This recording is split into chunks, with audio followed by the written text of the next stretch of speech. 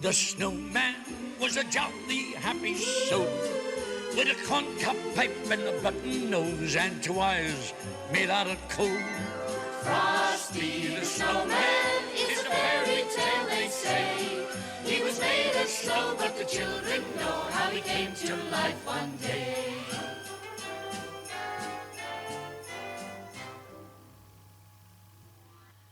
Welcome to the wonderful world of dodgy movies and TV. I am your host, movie and TV Mistress, and this week, as it's December 1st, I am reviewing Christmas movies this month. And the first review this month will be of the 1997 film Jack Frost, not the 1998 film starring Michael Keaton. This is a horror film, suggested by a friend of the channel and myself, Rob. So thank you very much for reminding me of this classic that I hadn't seen in a while. So we'll get to that in a moment. But before I start on the review of this film, as I mentioned in my last video, will be wanting some help from you as the viewers. And I want to just get you all involved, and I want us to communicate a bit more. So I'm asking you all to choose between two films for the New Year's episode. So for New Year's Eve or around New Year's Eve episode that I want to do, I have two choices. They are slightly connected to Halloween. So the first movie I'm offering up is a film called Get Crazy. I've never seen it, don't know anything about it, but I'm aware that it's set at New Year's Eve and it has Malcolm McDowell in it. Okay, so that's your Halloween sort of reference there. And the second choice for New Year's is another New Year's Eve film starring Jamie Lee Curtis, and it's not Trading Places, though when I read the synopsis of this one, which again I've never seen, I felt like it was Trading Places making a joke. But anyway, the film in question is Terror Train. So the choices for New Year's are Get Crazy with Malcolm McDowell or Terror Train with Jamie Lee Curtis. So whichever one you or all of you are interested in, I'll be putting up a poll on Instagram and Facebook, and if you just want to even let me know in the comments below which one you prefer, I will get watching that and make sure I've got that up in time for New Year's. So on with the review of Jack Frost.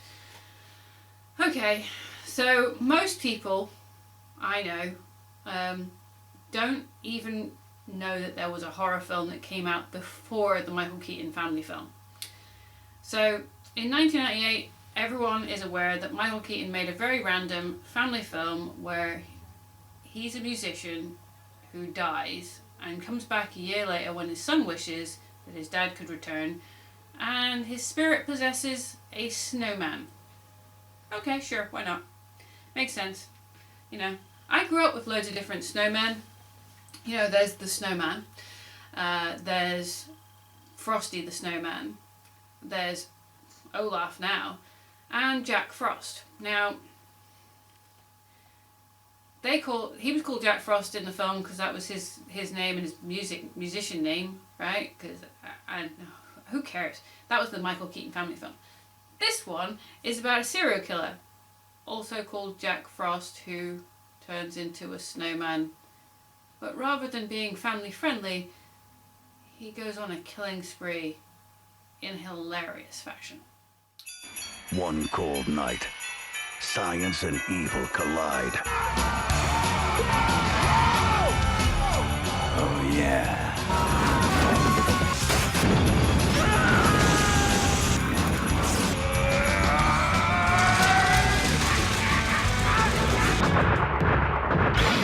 Now, a serial killer is on the loose. We hadn't even tested the acid on an amoeba, let alone a human cell. This is a disaster. Look, I just saw something that doesn't belong in this world, and it's out there killing my friends. Now tell me what it is. Jack Frost. I think Jack's about to make an entrance. And he's giving cold-blooded a whole new meaning. Hey, Jack! What? You'll about the 7-10 split?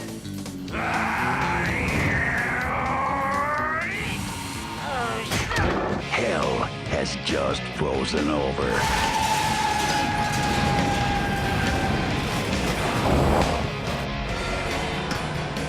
Blow me.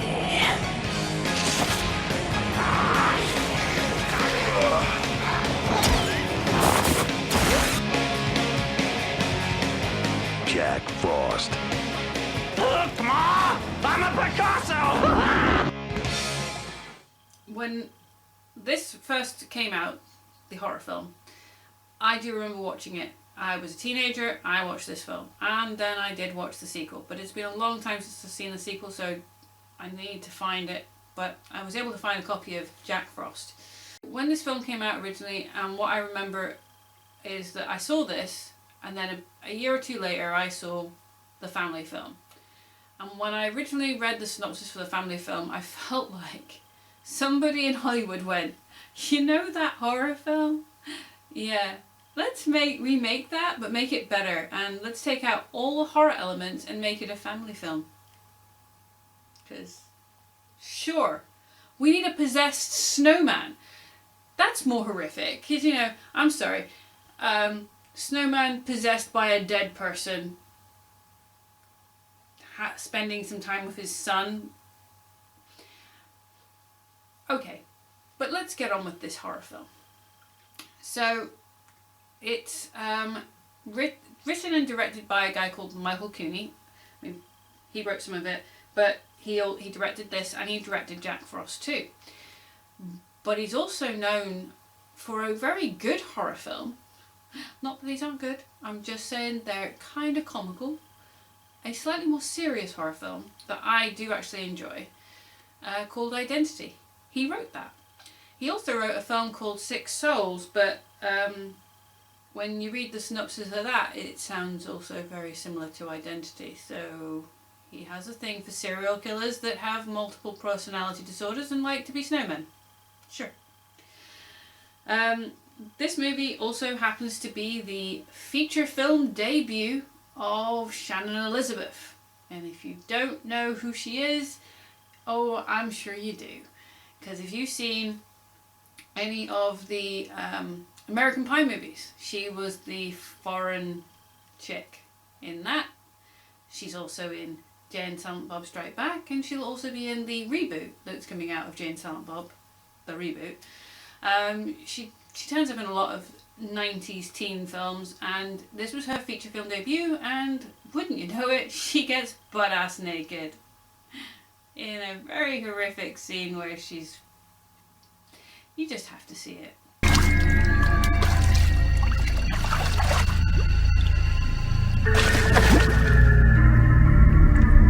Tommy, no! Don't put cold water in! No, it's freezing!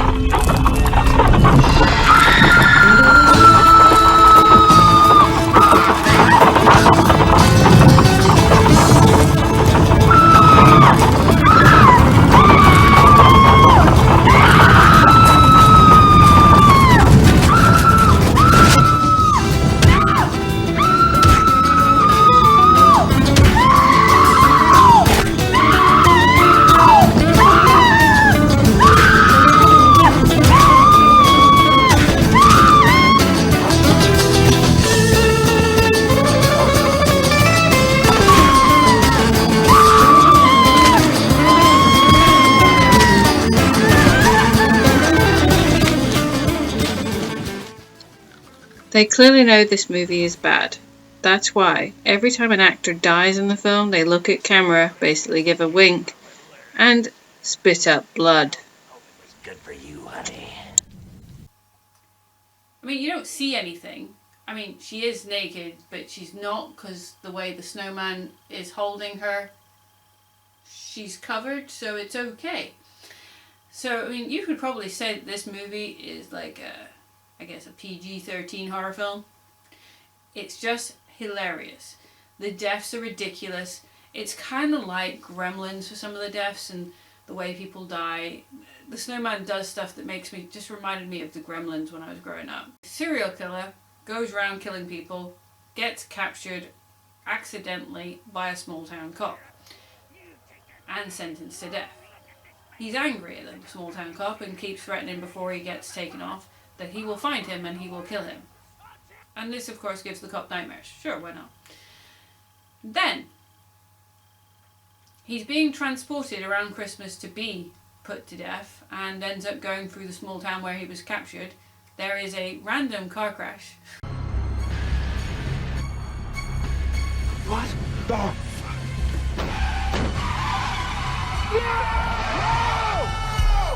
Oh, yeah.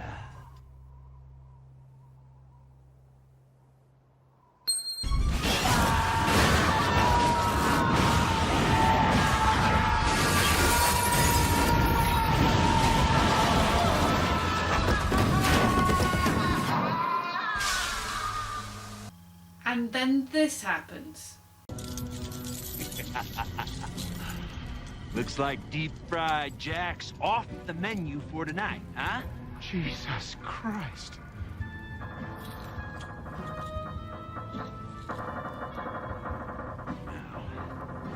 We can do this the easy way, or we can... This is gonna hurt.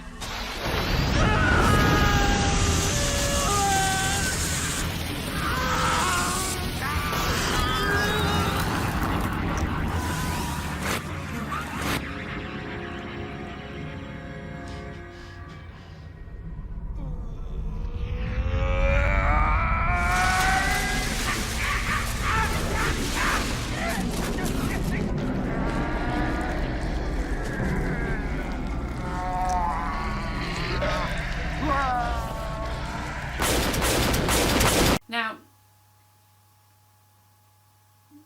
this is the funny thing about him, okay? It's basically impossible to kill him because he's a snowman. Now, the way I grew up watching The Snowman by Raymond Briggs.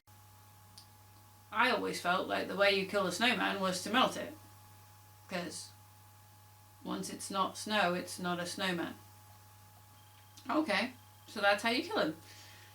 But no, in this film, he can melt himself down to water, and basically he becomes all the versions of water. So he can be steam, he can be a snowman, and he can be water.